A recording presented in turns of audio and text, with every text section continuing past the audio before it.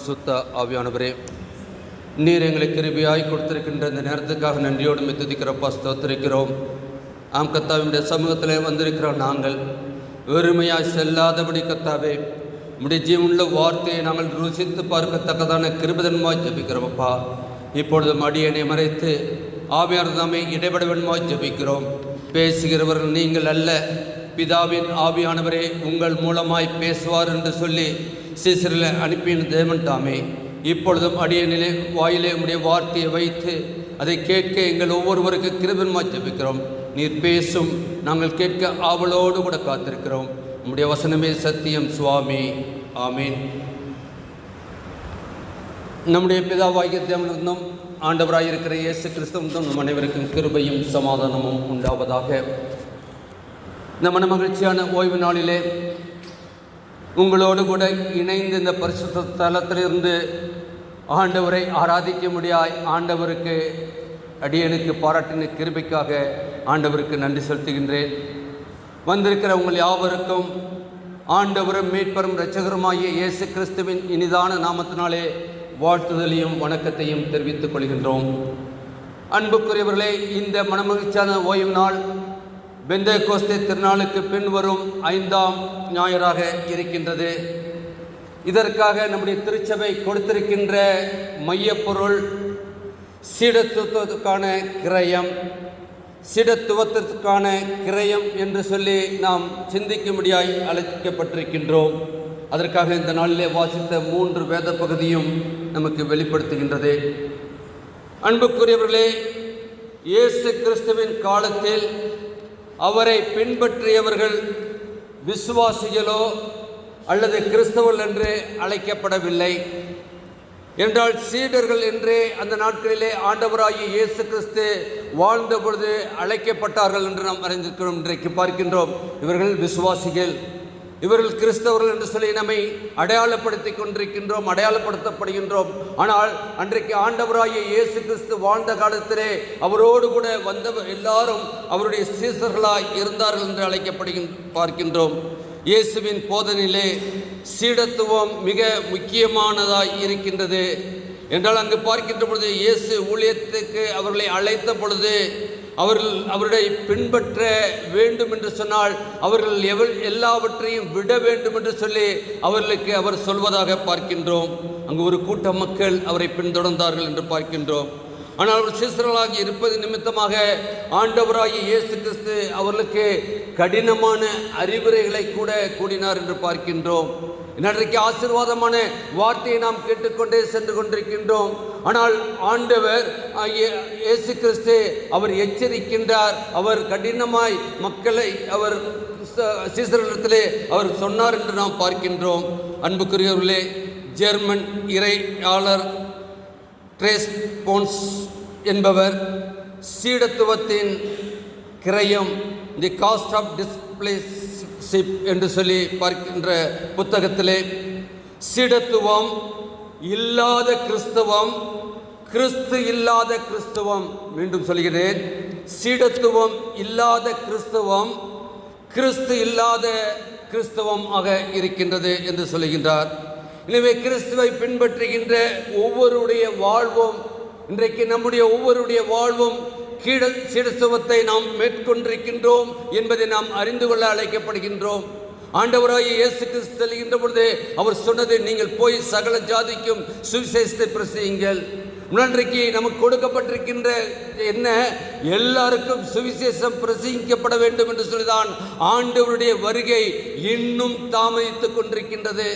இன்றைக்கு உலகத்திலே நடக்கின்ற ஒவ்வொரு காரியத்தை நாம் பார்க்கின்ற பொழுது ஆண்டவருடைய வருகை அதி சீக்கிரம் என்று சொல்லி ஒரு பக்கம் சொல்லிக் கொண்டிருந்தாலும் ஆண்டவருடைய வருகை தாமதிக்கிறது என்றால் ஒருவரும் கெட்டழிந்து போக கூடாது என்பதற்காக நற்செய்தி எங்கும் அறிவிக்கப்பட வேண்டும். இயேசு என்ற நாமத்தை ஒவ்வொருவரும் அறிந்து கொள்ள வேண்டும். அப்படின்னா யார் சொல்லுவது? நாம் அல்லவா? நமக்கல்லவா அந்த மிகப்பெரிய பொறுப்பு இருக்கின்றது. நாம் வேலை செய்கின்ற இடங்களிலும், நாம் இருக்கின்ற சூழ்நிலையிலும், நாம் இருக்கின்ற கிராமங்களிலும் ஆண்டவருடைய நாமத்தை பறைசாற்றுகின்ற அந்த சீடத்துவத்தை நாம் பெற்றிருக்கின்றோம் என்பதை நாம் அறிந்து கொள்ள அழைக்கப்படுகின்றோம். இன்றைக்கு சற்று நேர தியானத்துக்காக நாம் எடுத்துக்கொண்ட வேத பகுதி, அது 2ஆம் வேத பாடமாக வாசிக்கப்பட்ட அந்த கொரிந்தியரை நாம் எடுத்து வைத்துக் கொள்வோம். அப்போஸ்தலனாகிய பவுல் கொரிந்தியருக்கு எழுதின அந்த நிருபத்தை நாம் எடுத்து வைத்துக் கொள்வோம் என்று சொன்னால், அது 2 கொரிந்தியர் 6ஆம் அதிகாரம் 1 முதல் 10 வசனங்களிலே அங்கு சீடத்துவத்திற்கான வாழ்வுக்கான காரியங்களை அவர் வெளிப்படுத்துகின்றார். பவுல் ஆண்டவருடைய சீடத்துவத்தை ஏற்றுக்கொண்டு அவர் இருந்த பொழுது அவருடைய சகிப்பு தன்மையும் கூடிய அர்ப்பணிப்பை 1ஆம் நூற்றாண்டிலேயே கிறிஸ்தவர்களுக்கு வெளிப்படுத்துகின்றார். அன்றைக்கு இருந்த சபைக்கு வெளிப்படுத்தினார். இன்றைக்கு அதே வார்த்தையை இன்னைக்கு ஆவியானவர் இன்றைக்கு நம்முடைய திருச்சபையின் மூலமாய் அவருடைய பின்பற்றிருக்கின்ற உங்களுக்கும் எனக்கும் ஆவியானவர் அவர் கொடுக்கின்றவராய் இருக்கின்றார். என்னால் தனக்கு அதிக பாடுகள் இருப்பதால் சுய பரிதாபம் கொள்ளாமல் உபத்திரவங்களுக்கு காரணமானவை சகித்து கொண்டு பவுல் செயல்படுகிறார் என்பதை நாம் பார்க்கின்றோம். அதைத்தான் நாம் வாசித்த இந்த 6ஆம் அதிகாரம் 1 முதல் 10 வசனங்களை 2 தலைப்புகளிலே தியானிக்க பரிசுத்த ஆவியானவர் நமக்கு கிருபை செய்வார். ஒன்று சுட்டி காட்டுகின்றார், இரண்டாவது விளங்க பண்ணுகின்றார். ஒன்று சுட்டி காட்டுகின்றார். என்ன, எதை சுட்டி காட்டுகின்றார்? 6ஆம் அதிகாரம் 1-2 வசனங்கள். தேவனுடைய கிருபையை நீங்கள் விருதாவாய் பெறாதபடிக்கு உடன் வேலையாட்களாகிய நாங்கள் உங்களுக்கு புத்தி சொல்லுகிறோம். அனுக்கிரக காலத்திலே நான் உனக்கு செவி கொடுத்து இரட்சணிய நாளிலே உனக்கு உதவி செய்தேன் என்று சொல்லியிருக்கிறாரே, இதோ இப்பொழுதே அனுக்கிரக காலம், இப்பொழுதே இரட்சணிய நாள். அன்புக்குரியவர்களே, இன்றைக்கு வந்திருக்கிற நீங்கள் நானும் 2024ஆம் ஆண்டிலே 23ஆம் தேதி தேவ சமூகத்திலே அமர்ந்திருக்கின்றோம், 6வது மாதத்திலே. ஆனால் இன்றைய நாள் இரட்சணிய நாளாய் இருக்கிறது. ஒருவேளை நீங்கள் நான் ரட்சிக்கப்படவில்லை என்று சொன்னால் இந்த நாள் ரட்சிப்பின் நாளாய் நமக்கு மாற வேண்டும். இதோ இன்றைக்கு நாம் அநேகர் சொல்லுகின்ற வார்த்தை, நீங்கள் என்றைக்கு ரட்சிக்கப்பட்டீர்கள் என்று கேட்டால் நாங்கள் இந்த ஆண்டு, இந்த மாதம், இந்த தேதி நாங்கள் ரட்சிக்கப்பட்டோம் என்று சொல்வார்கள். அதுவல்ல வாழ்க்கை. ஆண்டவருடைய பிள்ளைகள் ஆண்டு தினமும் ரட்சிப்பின் அனுபவத்துக்குள்ளாக வாழ வேண்டும். என்றால் ரட்சிப்பின் அனுபவம் என்பது ஆண்டவர் நம் மூலமாய் வெளிப்பட வேண்டும். நம்மை பார்க்கின்ற மக்கள் ஆண்டவரை பார்க்க வேண்டும். நம்மை கூடிய செயல்பாடுகளை காண்கின்றவர்கள் ஆண்டவருடைய செயல்பாடை காண வேண்டும். நம்முடையத்திலே பேசுகின்றவர்கள் அவருடைய அன்பை ருசிக்க வேண்டும். அப்படின்னா அதுதான் ரட்சிப்பின் அனுபவம். ஏதோ உலகத்தில் உள்ள மனிதரை போல வாழ்ந்து போக நீங்கள் நானும் அவருடைய பிள்ளைகளாக அழைக்கப்படவில்லை. எனவே நீங்கள் நானும் அதை அறிந்து கொள்ள அழைக்கப்படுகின்றோம். இங்கு பார்க்கின்ற பொழுது தேவ கிருபை விசுவாசத்தினாலே அன்றி என்று பார்க்கின்றோம். வீணாக அல்ல, வீணாக்கப்படுவதற்காக அல்ல நாம் பெறவில்லை. அந்த கிருபை நம்மை ரட்சிப்பதற்காக அருளப்பட்டிருக்கின்றது. ஏதோ கிருபை பெற்றோம், கிருபை பெற்றோம், கிருபை கிருபை என்று சொல்லி ஆண்டவருடைய கிருபையை பெற்றுக்கொண்டே வாழ அழைக்கப்பட்டவர்கள் அல்ல. அந்த கிருபையை பெறுகிறோம் என்று சொன்னால் நம்முடைய வாழ்க்கையிலே ரட்சிப்பின் அனுபவம் வெளிப்பட வேண்டும். எபேசியர் 2ஆம் அதிகாரத்திலே பார்க்கின்ற பொழுது அங்கு 1 முதல் 8 வசனங்களை பார்க்கின்றோம். அங்கு ரட்சிக்கப்படுவதற்கு இதுவே சரியான தருணம் என்று சொல்லி பவுல் அங்கு சுட்டி காட்டுகின்றார். அங்கு சொல்லுகின்ற பொழுது 7ஆம் வசனத்திலே 7-8 வாசிக்கலாம்.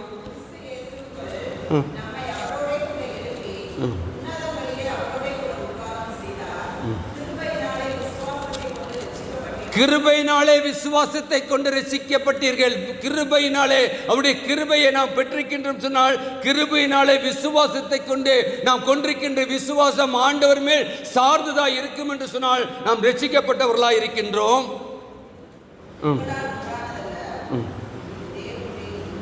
வாசிக்கலாம். ஒருவரும் பெருமை பாராட்ட அல்ல, உண்டானதல்ல, நற்கிரிகளை செய்கிறதற்கு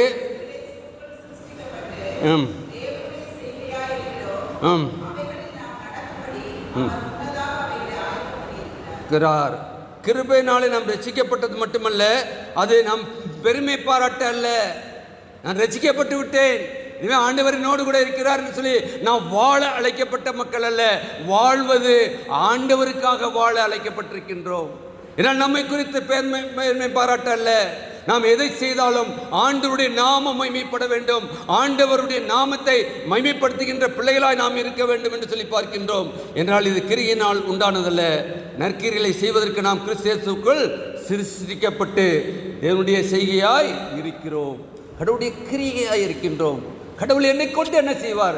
இன்று நாள் கொடுத்திருக்கிறாரே, இந்த மனமகிழ்ச்சியான ஓய்வு நாளிலே ஆண்டவருடைய சமூகத்தில் வந்திருக்கின்றேனே. ஆண்டவரே, என்னை உம்முடைய கரத்திலே அர்ப்பணிக்கின்றேனப்பா, உம்முடைய கரத்தின் கிரியாய் என்னை எடுத்து பயன்படுத்தும் என்று சொல்லி நாம் அர்ப்பணிக்க அழைக்கப்படுகின்றோம். அர்ப்பணிக்கின்ற பொழுதுதான் அங்கு ஆண்டவர் நம்மோடு கூட இடைபடுகின்றவராக இருக்கின்றார். என்னால் அனுக்கிரக காலம் இரட்சணிய நாள் என்று பார்க்கின்றோம். இதே ஏசாயா தீர்க்கதரிசன புஸ்தகத்தில் பார்க்கின்ற பொழுது 49ஆம் அதிகாரம் 8ஆம் வசனத்திலே தீர்க்கன் சொல்கிறார், கர்த்தர் அனுக்கிரக காலத்திலே நான் உமக்கு செவி கொடுத்து இரட்சணிய நாளிலே உமக்கு உதவி செய்வேன். ஹல்லேலூயா, ஹல்லேலூயா. நாம் எதற்கு ரட்சிப்பை அனுக்கிரக காலத்தையும் ரட்சிப்பின் நாளையும் நாம் கொண்டாடுகிறோம் என்றால் ஆண்டவர் நமக்கு உதவி செய்ய வல்லவராய் இருக்கின்றார். ஆண்டவருடைய உதவி இல்லாதபடி நாம் எதையும் செய்ய முடியாது. அங்க பார்க்கின்றோம், ஏசாயா சொல்கிறார், கர்த்தர் அனுக்கிரக காலத்திலே நான் உமக்கு செவி கொடுத்து இரட்சணிய நாளிலே உமக்கு உதவி செய்தேன் என்று சொல்லி பார்க்கின்றோம். அதனால் ஆண்டவருக்குள் பிரியமானவர்களே, ஆண்டவருக்குள் பிரியமானவர்களே, காலத்தின் அருமையை அறிந்து வாழாவிடில் கண்ணீர் விடுவீர்கள் சொல்லி நாம் பாடுகின்றோமே. காலத்தின் அருமையை நாம் அறிந்திருக்கின்றோம். இன்றைக்கு நாம் வாழக்கூடிய காலத்திலும் எப்படிப்பட்ட காலமாக இருக்கின்றது. எங்கு பார்த்தாலும் போர் சூழ்நிலை இருக்கின்றது. ஒரு சமாதான குலைச்சலை உண்டு பண்ணக்கூடிய சாத்தானுடைய செய்கள் எங்கும் இருக்கின்றது. எங்கு பார்த்தாலும் என்னால் அவனுக்கு தெரியும், சாத்தானுக்கு தெரியும், இன்னும் கொஞ்ச காலம் என்று சொல்லி ஆண்டவருடைய வரிக்கு ஆயத்தப்பட்டிருக்கின்ற நீங்கள் நானும் காலத்தை அறிந்து வாழ அழைக்கப்படுகின்றோம். என்னால் இயேசுவாமியை பற்றி அறிந்திருக்கின்றோம். இயேசுவாமி எருசலேமிலே பவனியாய் வருகின்றார்.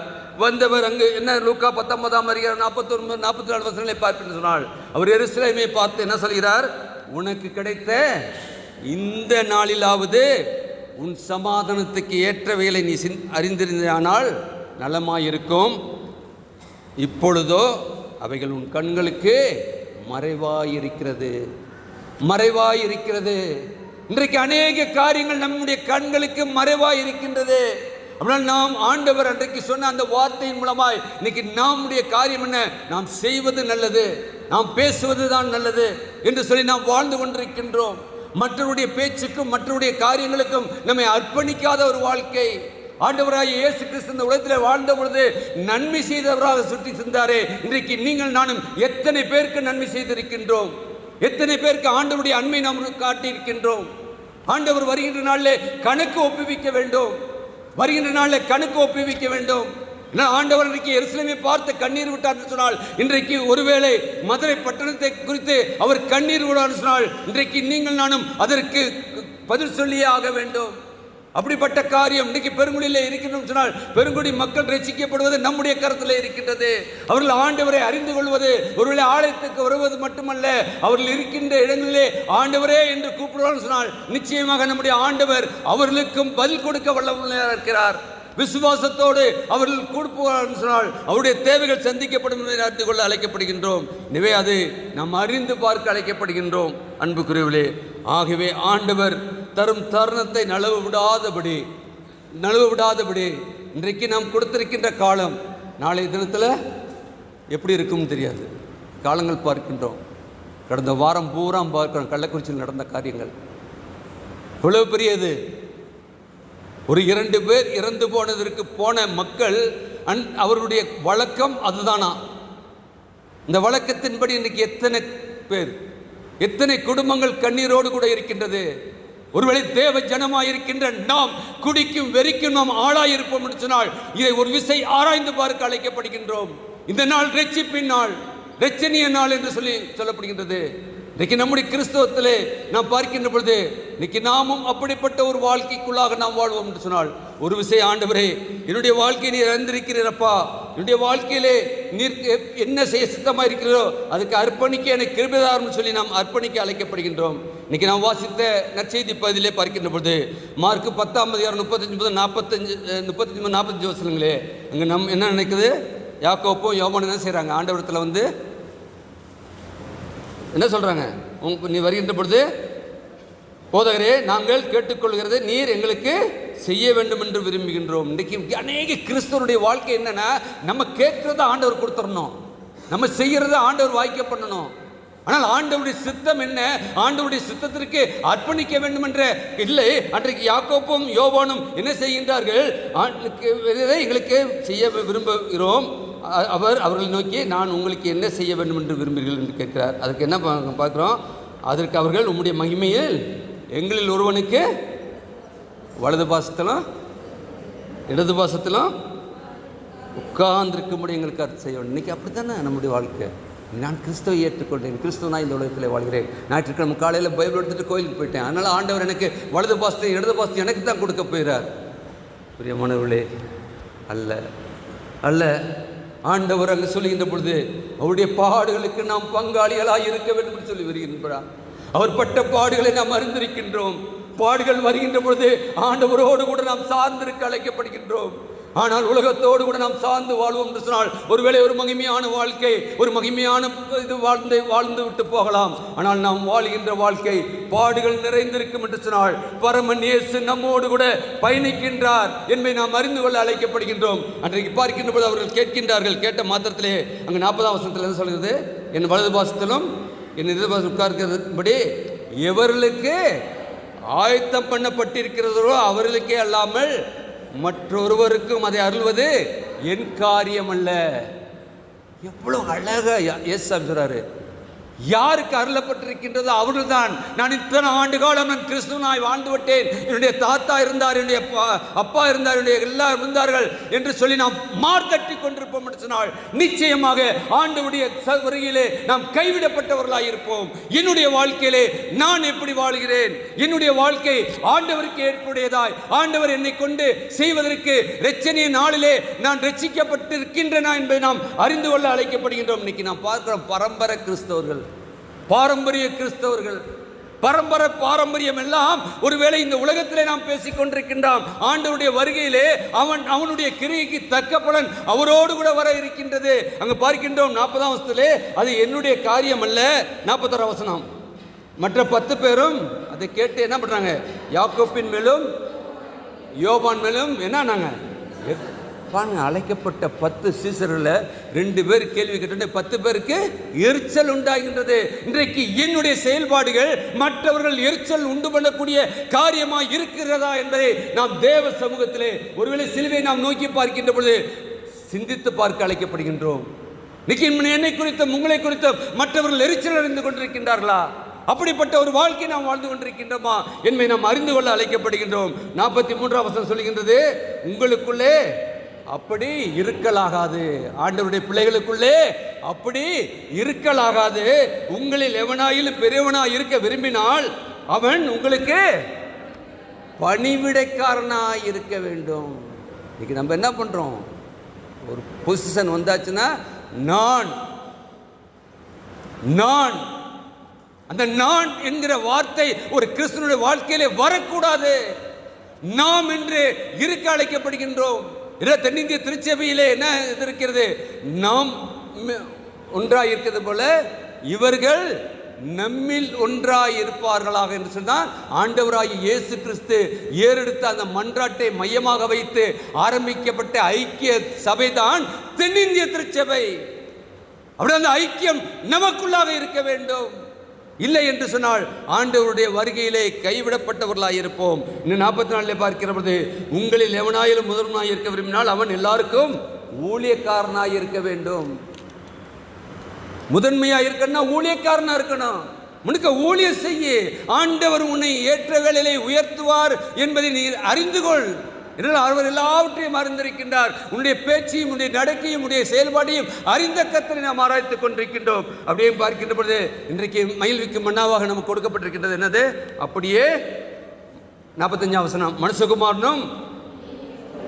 மனுஷகுமாரன் யாரு? ஆண்டவராய் இயேசு கிறிஸ்து ஊழியம் கொள்ளும்படி வராமல் ஊழியம் செய்யவும் அநேகரை மீட்கும் பொருளாக தம்முடைய ஜீவனை கொடுக்கவுமே வந்தார் என்றார் என்று பார்க்கின்றோம்.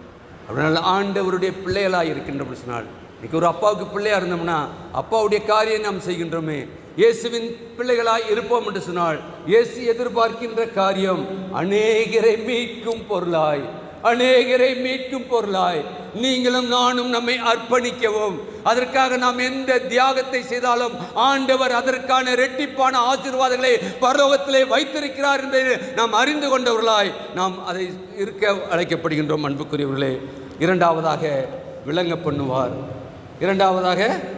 பண்ணுவார்.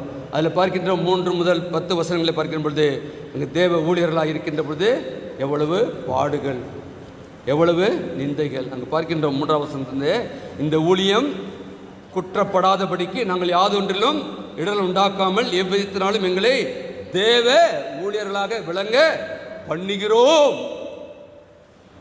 இது ஊழியர்னே என்ன பண்ணுறோம்? ஊழியர்னு தான் ஊழியக்காரங்க, அதுக்குன்னு அழைக்கப்பட்டிருக்காங்க, அவங்க பண்ணுவாங்க.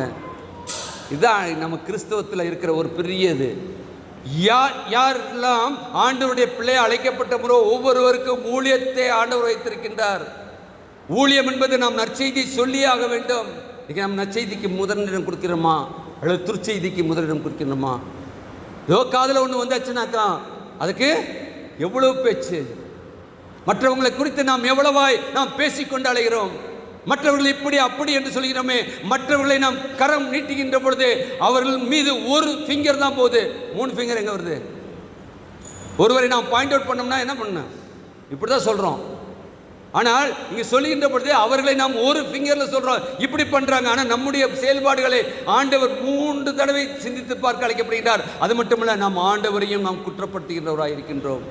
எனவே நீங்கள் நானும் சிந்தித்து பார்த்து தேவ ஊழியர்களாக இருக்கின்றோம் என்று சொன்னால் ஆண்டவருக்கு மகிமை சேர்க்கின்ற வாழ்க்கை வாழ அழைக்கப்படுகின்றோம். அங்கு பார்க்கின்ற மிகுந்த பொறுமையிலும் உபத்திரத்திலும் நெருக்கங்களிலும் இடுக்கண்களிலும் அடிகளிலும் காவல்களிலும் களங்களிலும் பிரயாசங்களிலும் கண்விழிப்பிலும் உபவாசத்திலும் கற்பிலும் அறிவிலும் நீடிய சாந்தத்திலும் தயவிலும் பரிசுத்த ஆவியின் மாயமற்ற அன்பிலும் சத்திய வசனத்திலும் திவ்ய பலத்திலும் இருக்க நாம் அழைக்கப்பட்டவர்களாக இருக்கின்றோம். அன்புக்குரியவர்களே, என்றால் இன்றைக்கு பார்க்கின்ற பொழுது ஊழியம் என்பது இன்றைக்கு ஒரு பக்கம் அரசாங்கத்தை சொல்லி கொண்டிருக்கின்றோம். அரசாங்கம் அப்படி பண்ணுது, இப்படி பண்ணுது, அப்படி பண்ணுதுன்னு சொல்லி எவ்வளோ ப்ரேயர் பண்ணோம். திருப்பி என்னாச்சு? திருப்பி அதே அரசாங்கம் தான் வந்திருக்கு. அதனால் என்ன ஆகும்? இப்போ அப்படி நடக்காது. விசுவாசிப்போம். முன்னுக்கு நடந்த மாதிரி இப்போ நடக்காது. யார் நடத்தினாரோ, யார் என்ன சொன்னாங்களோ அவங்க வாயாலே அவங்களே இன்றைக்கு எல்லாவற்றையும் திரும்ப பெறக்கூடிய சூழ்நிலை. ஆண்டவர் அப்படிப்பட்ட ஒரு மகிமையான காலத்துக்குள்ளாக நம்மை கொண்டு வந்திருக்கின்றார்.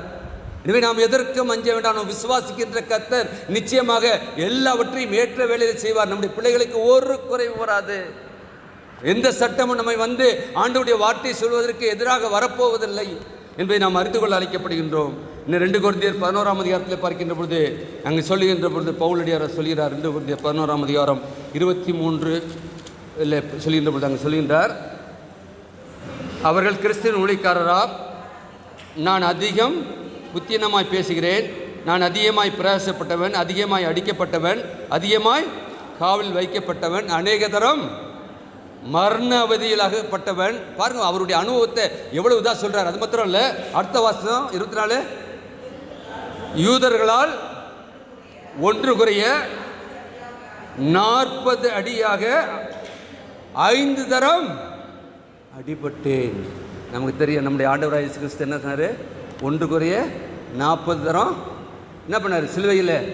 சிலுவை மரணத்துக்கு சிலுவை தூக்கி செல்கின்ற பொழுது வாரினால் அடித்தார்கள் போர் சேவர்கள் நாம் கண்டிருக்கின்றோம். அங்கு சொல்லப்படுகிறது, ஆண்டவராக இயேசு கிறிஸ்து 1 குறைய 40 அடி வாங்கினார்.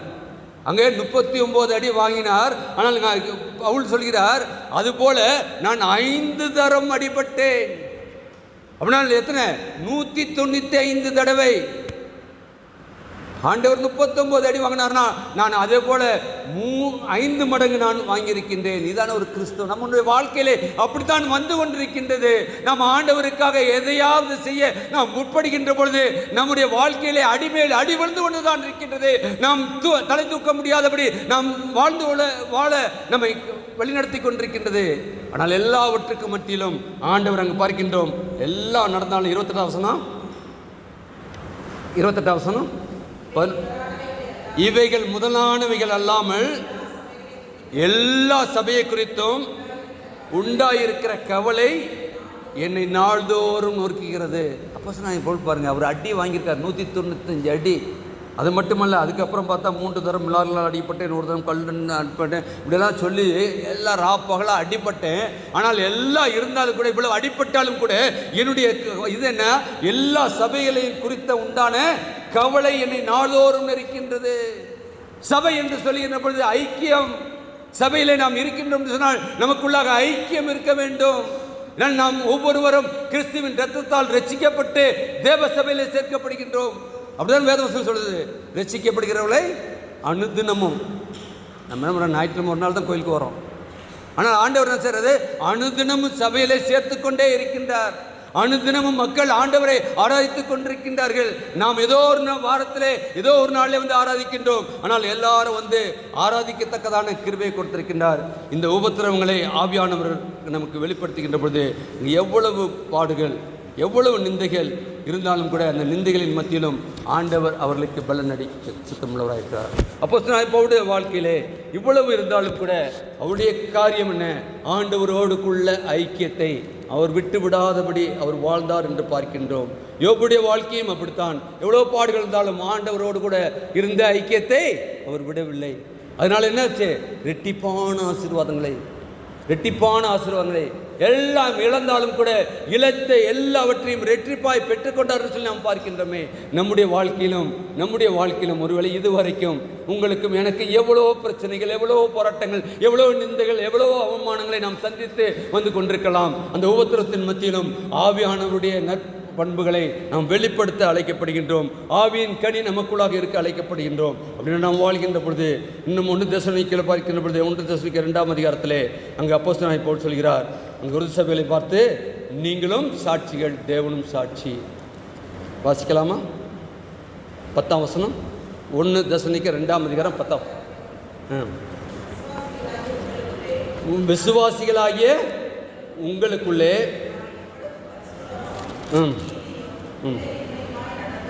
நாங்கள் எவ்வளவு பரிசுத்தம், நீதியும் பிழை உண்மையுமாய் நடந்தோம் என்பதற்கு நீங்களும் சாட்சி, தேவனும் சாட்சி. அப்படின்னா நாம் என்ன பார்க்கின்றோம், ஆண்டவருடைய பிள்ளைகள் எதை விளங்க பண்ண வேண்டுமாம், நாம் சாட்சியுள்ள வாழ்க்கையை விளங்க பண்ண வேண்டும். யார் அங்க பார்க்கின்றோம், அதற்கு நீங்களும் சாட்சி, தேவனும் சாட்சி. இன்னைக்கு மனிதர் நம்ம குறித்த எத்தனையோ சாட்சி சொல்லிக்கிட்டு இருக்காங்க, நம்ம குறித்து சாட்சி சொல்லிக்கிட்டே இருக்காங்க, உங்க தான். அதல்ல சாட்சி. நம்மை குறித்து மனிதர்கள் சொல்வதற்கு முன்பாக ஆண்டவர் நம்மை குறித்து சொல்ல வேண்டும். தேவனும் சாட்சியாய் இருக்கிறார் என்பதை நாம் அறிந்து கொள்ள வேண்டும். என்றால் அவர் தான் வரப்போகிறவராய் இருக்கின்றார். தேவனுடைய வருகைக்காக தான் நாம் காத்திருக்கின்றோம். எனவே நாம் அங்கு பார்க்கின்ற பொழுது நாம் வாசித்த இந்த 11ஆம் அதிகாரம் 6 அங்கு என்ன சொல்லப்படுகிறது, 9 முதல் 10 சகலத்தையும் உடையவர்களாக நம் குறைவுகளையோ தேவைகளையோ பாடுகளையோ மிகைப்படுத்தாதபடி. என்ன பண்ணுறோம், நம்ம எப்படி இருக்கிறீங்கன்னு கேட்டால் போதும், நம்முடைய பாட பூரா சொல்கிறோம். மனுஷர்கிட்ட சொல்லக்கூடாது, மனுஷர்கிட்ட சொல்லாதபடி ஆண்டவருடைய திருசன்னிதானத்திலே வந்து உங்களுடைய கால்களை முடக்கி ஆண்டவரை நோக்கி பாருங்கள். நிச்சயமாக இந்த தூய பவுலாலயம் அப்படிப்பட்டவர்களுக்கு விடுதலை பண்ணினது. அதுக்கு நான் சாட்சி. எத்தனையோ நாட்கள் வந்திருக்கின்றேன், வந்து ஆலயம் பூட்டப்பட்டிருக்கின்ற பொழுது அக்கா இயேசுபாயாட்ட சாவியை கொடுங்கன்னு சொல்லி வாங்கி கதை திறந்து முழங்கால் படியிட்டு ஜெபித்த நாட்கள் உண்டு, கண்ணீர் விட்ட நாட்கள் உண்டு. ஆண்டவர் அதன் மூலமாக தான் இன்றைக்கு வரைக்கும் ஜீவனை கொடுத்திருக்கின்றார் என்று சொன்னால் நிச்சயமாக அது சாட்சி. அன்புக்குரியவர்களே, நம்முடைய வாழ்க்கையிலே நாம் எப்படியாக இருக்கின்றோம்? நாம் சாட்சி கொடுக்கின்ற வாழ்க்கை வாழ்கின்றோமா? நாம் தான் அந்த உலகத்துக்கு சாட்சிகள். நம்முடைய சாட்சி எப்படியா இருக்கின்றது? நம்மை குறித்து மற்றவர்கள் என்ன சாட்சி கொடுக்கின்றார்கள்? பக்கத்து விட்டார், எதிர்த்து விட்டார், நாம் வேலை செய்கின்ற இடத்துல இன்னைக்கு எத்தனை கிறிஸ்தவர்கள் போட்ட அந்த அரஸ்ட் பண்ணதில் ஒரு கிறிஸ்தவரும் பேரும் பார்த்தப்ப எவ்வளவு மனவேதனையாக இருக்கின்றது. அந்த குக்கிராமத்திலே இருக்கிற அந்த ஒரு கிறிஸ்தவ குடும்பம் அதற்கு அடிமையாகி எத்தனை பேரை கொலை செய்திருக்கின்றது. ஏதோ 5 பேர் 11 பேருக்கு அரஸ்ட் பண்ணியிருக்காரு சொன்னால் அதில் ஒரு கிறிஸ்தவ பெயர் வருகிறது சொன்னால் அது நமக்கெல்லாம் தலைகுனிவு அல்லவா?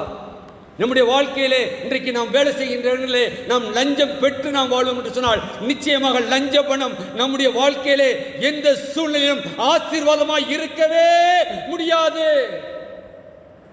கிறிஸ்துவை நீங்கள் அங்கு பிரதிபலிக்காதபடி ஒன்று வேண்டாம் என்று சொல்லி யார் உங்களிடத்திலே உதவி கேட்டு வருகிறார்களோ, நீங்கள் வேலை செய்கின்ற இடத்திலே அவருக்கு தேவையானவற்றை நீங்கள் செய்து கொடுப்பீர்கள், நிச்சயமாக ஆண்டவர் உங்களை குறித்து வருகின்ற நாளில் சாட்சி கொடுப்பார். ஆனால் இன்றைக்கு எத்தனை கிறிஸ்தவர்கள் உலக பிரகாரமாய் வாழ்ந்து கொண்டிருக்கின்ற சூழ்நிலை. லஞ்சம் என்பது நமக்கு கொடுக்கப்படுகின்ற நாம் படித்த படிப்புக்கு வேலை கிடைத்திருக்கின்றது என்று சொன்னால் ஆண்டவருக்கு மகிமை சேர்க்க வேண்டும்.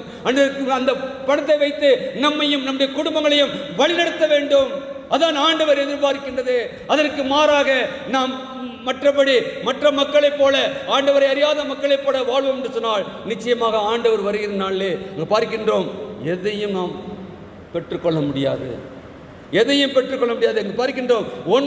பார்க்கின்றோம், ஐஸ்வர்யம் ஆக்கிறவர்களாகவும் ஒன்றும் இல்லாதவர்களாக இருந்தாலும் சகலத்தையும் உடையவர்களாய், பாருங்க, ஒண்ணுமே இல்லைனாலும் சகலத்தையும் உடையவர்களாய் ஆண்டவருடைய சமூகத்தில் இருப்போம் என்று சொன்னால் நிச்சயமாக என்ன வந்தாலும் ஆண்டவர் என்னோடு கூட இருக்கிறார். என்னால் ஆண்டவர் நமக்கு அநேக வாக்குத்தத்தங்களை கொடுத்திருக்கின்றார். நீங்கள் வாக்குத்தத்தத்தின் பிள்ளைகளாய் நீங்கள் நானும் வாழ்ந்து கொண்டிருக்கின்றோம் என்பதை நாம் அறிந்து கொள்ள அழைக்கப்படுகின்றோம். இதைத்தான் நாம் வாசித்த முதலாம் வேத பாடத்திலே பார்க்கின்றோமே. தானியேலுடைய வாழ்க்கையிலே நடைபெற்ற காரியங்களை நாம் அறிந்திருக்கின்றோமே. அங்கு பார்க்கின்றோம், தானியேலுக்கு என்ன சொல்லப்படுகின்றது? தேவனை ஆராதிக்க கூடாது. ஆனால் அங்கு பார்க்கின்ற 10ஆம் வசனத்திலே சொல்லப்படுகின்றது, தானியேல் 6:10, தானியேலோ என்றால்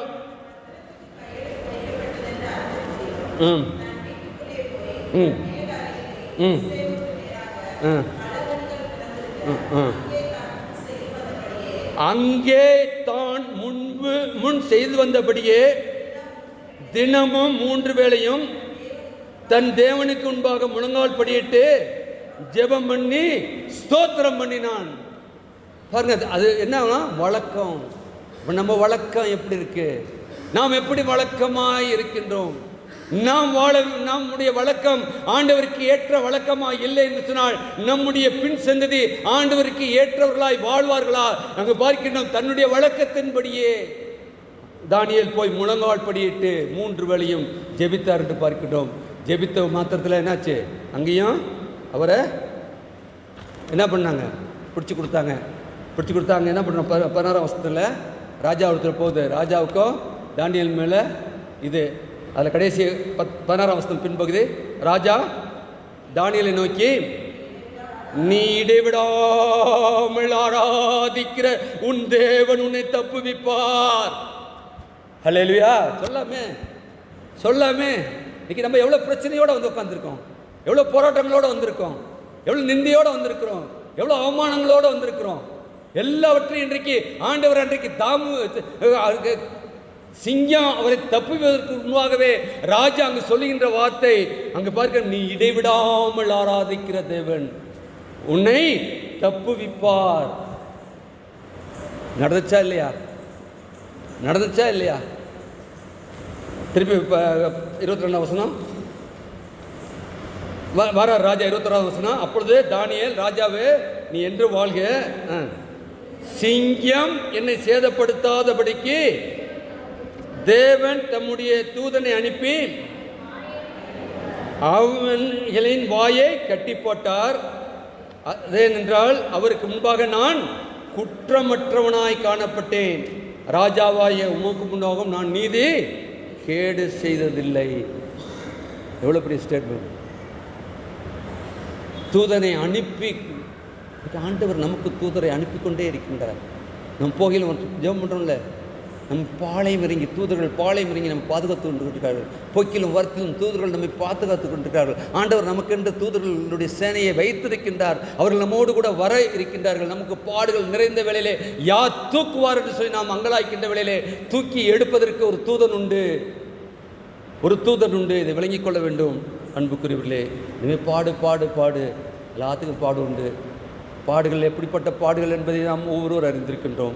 நாம் அறிந்திருக்கின்றோமோ இல்லையோ, நம்மை சிருஷ்டித்த கர்த்தர், நம்மை உருவாக்கின கர்த்தர், நம்மை தாயின் கருவிலே பேர் சொல்லி அழைத்த கர்த்தர் அறிந்திருக்கின்றார். என்னுடைய பாடுகளையும் உங்களுடைய பாடுகளையும் அறிந்திருக்கின்றார். பாடுகளின் மத்தியிலும் கூட பரம நேச நம்மோடு கூட பயணிக்கின்றார். அவர் நமக்கென்று ஆயத்தப்படுத்தின தூதனை நமக்கு வழிநடத்துகின்றார். எனவே பாடுகளை பொறுமையாக சகிப்பவர்களுக்கு இடர்களாய் இருக்க மாட்டார்கள். என்ன பாடு வந்தாலும் அதை நாம் ஏற்றுக்கொள்ள வேண்டும். அதான் பவுலுடைய வாழ்க்கையை பார்க்கின்றோம். ஆண்டவர் இயேசு 39 அடி வாங்கினார். இவரோ அது மாதிரி 5 தடவை அடிபட்டேன், 5 தடவை அடிபட்டேன். 1 குறைய 40. நம்முடைய வாழ்க்கையிலே அடி மேல் அடி விழுந்து கொண்டிருக்கின்றதுனால் ஆண்டவருக்காக நாம் கட்டப்படுகின்றோம். ஆண்டவருடைய வருகைக்காக பொறுமையாய் சகிப்போம். பொறுமையோடு இருக்கின்ற பொழுது நிச்சயமாக நம்முடைய வாழ்க்கையிலே எந்த ஒரு இடரலும் நம் வாழ்க்கையில் இருக்காது. நாம் கொண்டிருக்கின்ற விசுவாசத்தில் நாம் நிலைத்திருப்போம். என்றால் நம்முடைய ஜெபம் எப்படியாக இருக்க வேண்டும் சொன்னால், ஆண்டவரே, சீடத்துவத்திற்கு கிரயமாய் பாடுகள் ஆயினும் நம்ம என்ன பண்ணுறோம்? கிரயம்னு காசு தான். இந்த இடம் எவ்வளோ கிரயம், இது எவ்வளோ கிரயம் கொடுத்து வாங்கினீங்க? கிரயம்ன்றது அது மட்டுமல்ல, சீடத்துவத்தின் கிரயம் பாடுகள் ஆயினும் அதை ஏற்றுக்கொண்டு உமக்கு பிரியமானவனாய் வாழ பலப்படுத்தும் என்று நீங்கள் நானும் ஜெபிப்போம். பலனை கொடுக்கின்ற கர்த்தர், அவருடைய வாழ்க்கையிலே பலவீனத்திலே என் பலன் பூர்ணமாய் விளங்குகின்ற சொன்ன கர்த்தர் நம்முடைய வாழ்க்கையிலும் எது வந்தாலும் நம்மை பலப்படுத்துகின்ற கர்த்தராக இருக்கிறார். எனவே சீடத்துவத்தின் கிரயமாய் பாடுகளும் அவமானங்களும் நிந்தைகளும் வந்தாலும் கூட அதை ஏற்றுக்கொள்கின்ற மனப்பக்குவத்தை ஆண்டவரே எனக்கு தாரும். ஆண்டவரே, அதை நான் எடுத்துக்கொண்டு பிரியமானவனாய் உமக்கு பிரியமுள்ள வாழ்க்கை வாழ, இந்த உலகத்தில் இருக்கும் மட்டுமாக, ஜீவன் இருக்கும் மட்டுமாக வாழ என்னை பலப்படுத்தும். ஆண்டவரே, நான் பலவீனமான பாண்டம் ஆண்டவரே, ஆனால் நீர் என்னை பலப்படுத்தும், உடைய ஆவியின் அபிஷேகத்தினால் என்னை பலப்படுத்தும் சொல்லி நீங்கள் நானும் கேட்போம். அப்படிப்பட்ட ஒரு வாழ்க்கையை நீங்கள் நானும் வாழ உங்களுக்கும் எனக்கும் பரிசுத்த ஆவியானவர் நம்மை கிருபையும் ஒத்தாசையும் செய்வாராக. ஆமீன். ஜெபம் செய்வோம். மகா கிருபையும் இரக்கமுள்ள கர்த்தாவே, நீர் எங்களை கிருபையாய் கொடுத்த ஜீவனுள்ள வார்த்தைக்காக நன்றியோடு துதிக்கிறோம், ஸ்தோத்திரிக்கிறோம். ஆம் கர்த்தாவே, நாளில் கர்த்தாவே அப்போஸ்தலனாகிய பவுலுடைய வாழ்க்கையை வைத்து கர்த்தாவே ஆவியானவருமாய் நீர் எங்களுக்கு வெளிப்படுத்தின ஒவ்வொரு வார்த்தைக்காக நன்றியோடு துதிக்கிற ஸ்தோத்திரிக்கிறோம். தானியுடைய வாழ்க்கையும் கர்த்தாவே, அதே போல் கர்த்தாவே இதோ ஆண்டவருடைய சீசருடைய வாழ்க்கையும் கர்த்தாவே நாங்கள் சிந்தித்து பார்க்கத்தக்கதான நேரமாக இந்த நேரத்தை நீர் எங்களுக்கு கொடுத்ததற்காக நன்றியோடு துதிக்கிற ஸ்தோத்திரிக்கிறோம். சீடத்துவத்தை பெற்றிருக்கின்ற நாங்கள் கிரயமாய் கொடுக்க கர்த்தாவே என்ன உண்டோ கர்த்தாவே, எப்படிப்பட்ட காரியங்கள் இருக்கிறதோ என்பதை நாங்கள் அறியோம். ஆனால் நீர் அறிந்திருக்கிறப்பா, அதை நாங்கள் கொடுக்க இந்த நாளில் வந்திருக்கிற நாங்கள் ஒவ்வொருவருடைய கருத்தில் எங்களை அர்ப்பணிக்கின்றோம். பொறுப்படுத்திக் கொள்ளும், வழிநடத்தும். எல்லா துதி கனமையும் மக்கள் இருக்கின்றோம். நீர் பேசும் ஜெபிக்கிறோம் ஜீவன் நல்ல பிதாவே. ஆமீன்.